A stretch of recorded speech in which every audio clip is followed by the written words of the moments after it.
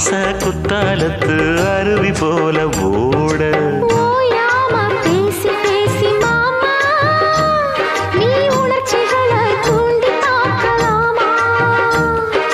வாயாடி லாபம் என்ன மாமா நீ விஷயங்களை ஆற போடலாமா வெச்சது யாரு சொக்கப்படி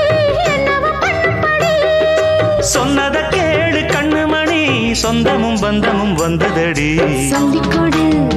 சொல்ல சொல்ல கத்துக்கிறேன் விட்டுக்கொடு மிச்சம் இது தொட்டுக்கிறேன்